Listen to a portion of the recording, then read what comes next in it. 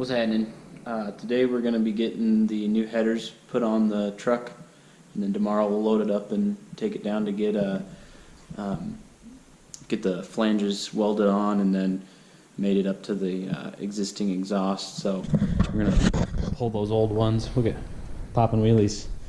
Hey, wish you could pop wheelies, but yeah, we're going to get those old headers taken off, and I'll show you how shit they are. Can't believe I've left them on this long, but anyways, yeah, we'll get the new ones put on and do that. Got the old headers out. I'm going to show you what I'm talking about shaddiness. So there's a couple of reasons why we had an exhaust leak on this side. You can see the gasket did not quite cover the mating surface of the header flange, and that is solely on the fact that these flanges suck. You can see I even took like a sandpaper and a block when I pulled these off the last time, and just kind of flat sanded these to get it nice and flat and actually increase the surface area on it. But the tubes are pressed through this real thin, like 1/4 inch. I don't know, it might be a little more than 1/4 inch, but flange, and then they're just like folded over and flattened. And so that is your sealing surface, is whatever flat spot is on this runner tube piece there that's bent over the actual flange surface. So these are like Hedman headers that were on the truck when I bought it, like your auto parts store. I've seen these in like Napa and shit. So they're just garbage. This side didn't have any leaks, which is good, but we only have one O2 sensor on this truck. I might look at getting one per bank, see if I'm sure the ECM will run it. I just don't think I have it harnessed for that and set up for that, but I'll see about that. But yeah, that's one thing to look for when you're buying headers, is make sure that's like the most important piece, is what the flange quality is. You can see both these cylinder number 3 and 4 on the passenger side, we're doing it. So, but yeah, these are 1 5/8", I think, pretty thin walled. And these new ones are 1 3/4", which is plenty big. 1 3/4", but they're the guy was telling me they're a real thick wall. So yeah, they're pretty sweet. They're not like the prettiest welds and steels and stuff, but you can see this flange surface. They used like a 3/8", I think he said, flange. I think that might be 3/16. It's a little bigger than 1/4 inch, maybe 1/4 inch 3/16. This is at least 3/8", and you can see their flange is ported with the runner, and the runner does not press through. So it's going to be a much better surface. And we've even got the AFR heads that I've got have 2 sets of header bolt threads in the head, and we're using the wider ones now that these ones are custom made for it. The thinner ones are factory forward headers like this. You can see they're a lot closer to the runner. That makes it very difficult to keep your primary diameter the same going into the flange, as well as getting the bolt on. So these are really nice. They're going to be 10 times easier to install. I can actually use a socket, I think, instead of having to just use a wrench. But yeah, we'll get those installed. What else can I say about them? Yeah, they're sweet. You can see these just don't have the collectors on them right here. So I guess we'll put it on the trailer, open header, and tow it down to the shop, and then we'll get the exhaust put back to it. They did kind of F me over on this, though. This is quite hilarious. Check that out. First of all, that's not even really a bung, it's a bolt, which is kind of shitty and disappointing. But it's, they didn't drill it out. They didn't drill the collector out. So, let me see if the... Yeah, neither one. Sons of bitches. So, I guess I gotta do that real quick. And then I didn't film pulling the old headers, but I'll try and time-lapse or whatever the putting in the new ones. So, get to it.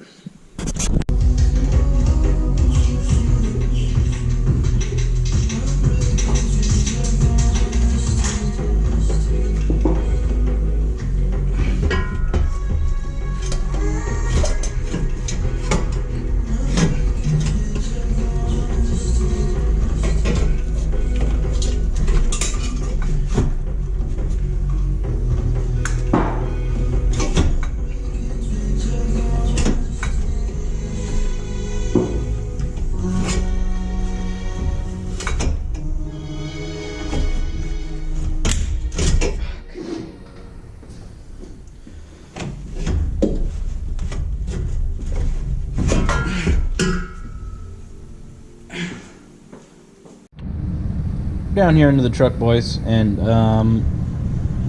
this header, the passenger side header, is straight up not going to fit with the transmission in. So I don't know if that's normal or what. You have to pull the transmission, but I kind of didn't expect it, being that this is a truck and there should be lots of room. But honestly, there's not a ton of room there between the starter bump out and the frame rail. But this is just too much, I think, to bend or to dent right here. I mean, it's kind of hard to tell, but that's always one option, I suppose, is just denting the pipe. But you can see the pipe almost fully submerged behind the, yeah, that just won't happen. It's almost fully behind the starter bump out there. So, and that's legitimately the only way to go in, is to go up in high behind the transmission, then slide the header forward towards the front of the truck with your flange up above the bell housing there. There's not really any other way, honestly.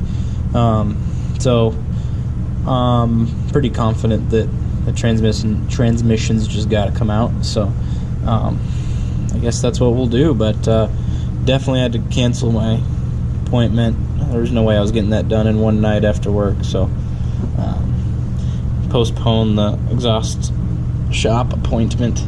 But yeah, so I guess we'll pull this trans and stuff. Kind of sucks, but oh, excuse me.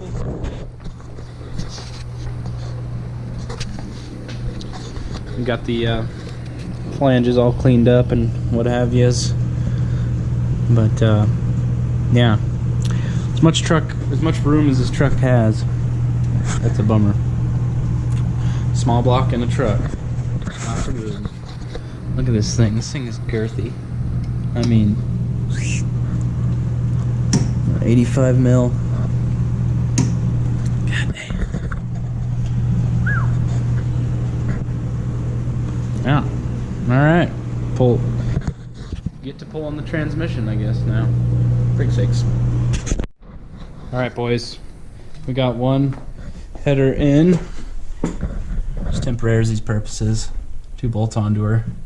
She looks sexy AF. But, had to take the transmission out. She's a dirty girl. And we're also having to sand down the flanges because they're pretty rough, and I had to actually weld the inside of one of these primaries to the flange connection because there was you could see daylight through it.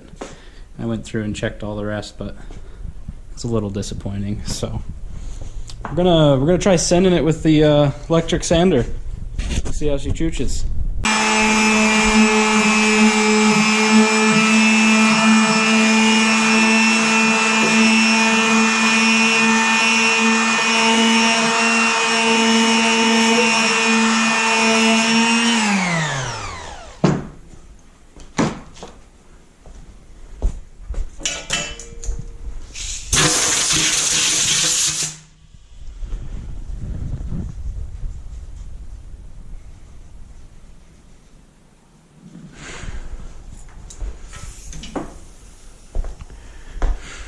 Dang.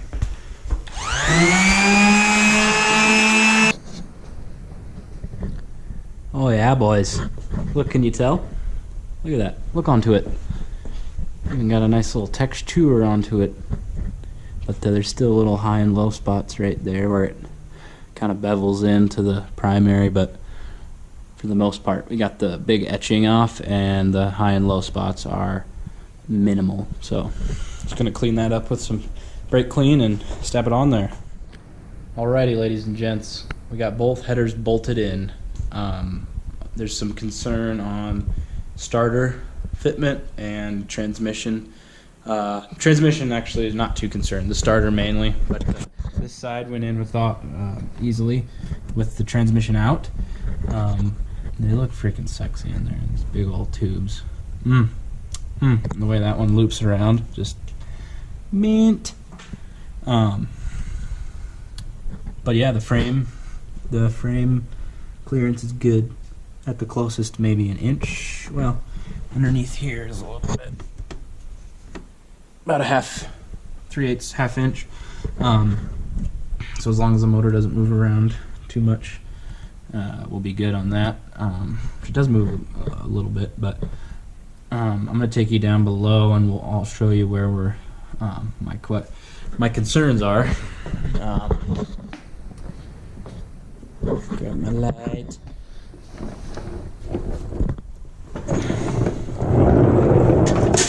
Oop, spooked ya. So, put a little mark on there. I just put the spacer plate up in there because it's a nice little template without putting the transmission in to know kind of where the bell housing footprint is. And, stay, you cunt. Okay. There we go. Grab this. I might need to set this down. Some grease on the lens. Quality. Anywho. There. Sklorp. You can see. Look. So there's the good thing is the clearance issue is real tight behind the spacer plate, but in front of the spacer plate there's all kinds of, that's where you get away from that primary tube, so, and that's where the bulk of the aluminiums on the bell housing will be. So I think we're good. I'm gonna just clearance it a little bit because I mean it's just like a millimeter or two, just to allow for expansion and contraction. But if I can get this to stay without chopping my head off, careful. This is where I'm concerned, right here. I don't know. This is all I got to put the starter in. I don't know if I need to just lay the starter up in here and then stab the transmission, but that would be kind of lame if you had to pull the trans to get to the starter. But I might see if I have some. See if I have some. Well, these bolts go straight through, maybe, so I can probably clamp this spacer plate down tight and try and fit this starter before I go and slap the whole trans back in. But I'll try that and see how the starter fits with that spacer plate on, if I can shoot the gap, if you will. But yeah, it's really my only concern. Everything else is good. All the bolt holes line up, the gaskets, obviously everything, the primary tubes line up with the head and everything, and they're bolted in. So we'll get that spacer plate bolted in and see if that starter can shimmy on in there. Alright boys, let's check it out. Oh Alright, so I got this side of the spacer just bolted down. This thing was like a 7/16 bolt. I mean, what this is the frustrating thing is you got half standard, well, mainly on the motor, standard stuff. 7/16, 5/16 on the intake, yada yada. And the rest of the car is just metric. So that's a little bit annoying, but I thought I was bastardizing it when I was putting on like drive shaft loop, different things with standard bolts. Oh no, Ford did it way before me. Look at this, look at this, look at this. Oh, spooked ya. Little spacer on there. See if I can get a good angle. It is dark down here. How's that?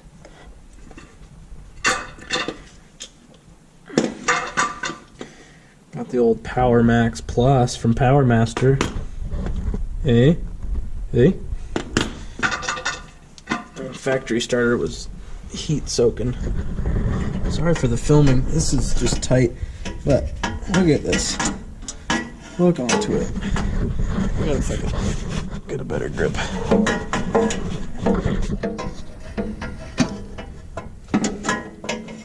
Like a glove. Bloop. That's pretty nifty. I did not think that was gonna work. So, well, I'd say we can send it now. Well, first I gotta. Here you can get a better look even of this, how tight this is. But if you look on the back side, you can see the light creeping through the hole. I mean, just a smidge of room. So that's why I'm gonna clearance that. But yeah, this is. I'm kind of impressed. They must have had a. I don't know how they build these in the shop. If they have a vehicle to mock them up with, or what? Because there are some of the clearances are just really tight, which is fairly impressive. If they just built it on a bench, I don't know, but yeah, I mean, it fits. It's just really, really tight. So, alrighty. Oh, smoky. Eh? I don't know if that's vapor from, in accordance with the BTUs I had to send into the pipe there, but yeah, we got her bent out a little bit. Not a whole lot. You can't see. Oh, cut my head off. But there it is. That makes me a little bit more confident sending her on down the road. Running into a little bit of starter issue, but it's all adjustable. I wanted to touch on how freaking slick this this starter is. Like I think I mentioned earlier, but the original one was getting heat soaked under there a while back ago and left me stranded a couple times. But you know, you can't really push start to automatic, so kind of fucked if your starter doesn't work. But anyways, this thing is sweet. The new headers, this sits up in there like, let's see if I can prop it up like this, and the new primaries come right down there like that on this outside of it. And I had this, it fits the best with this rotated one click over.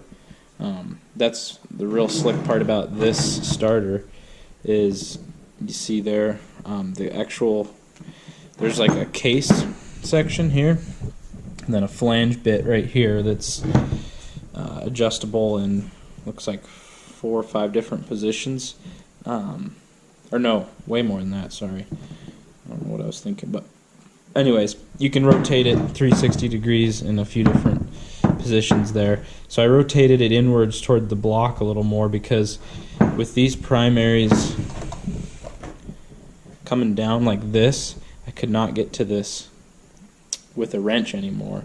So this thing was able to rotate this way, and that way I can access now with a socket from further forward in the engine bay. So this is really nice to have. It basically wouldn't have been able to maybe even do it with the stock one, I don't know, but depending on where the solenoid was mounted on the stock one, but that's pretty slick. I just wanted to share how nice these starters are. All right, boys, they're in. The bottom side of the truck is all finished up. So, starter worked great. Let me see if you can see kind of what we did. You can see the solenoid up there, maybe. That's what we rotated inwards towards the block so that we could get to that bolt up on top. Just the way these new headers were, I used to be able to get to it right through the through the side with a regular wrench, but we had to come at it with a ratchet and an extension with these headers. So we just rotated that over towards the block one click, and that worked. I'm going to relocate these tranny cooler lines. They're just, basically touching the exhaust, and once I pull the headers again and get them coated, I'm going to run these along this frame rail here along the outside like Trailer Park Girls. So, but yeah, I got that freaking cheeched in, and we can torque all our header bolts and put everything back together up here and see if she rips. We'll see if we got to get a different file from Fast to run that wideband, but I guess we'll have to see if she fires up, so, or how she runs. Might just run like shit, I don't know, but yeah, get it put back together, for sakes.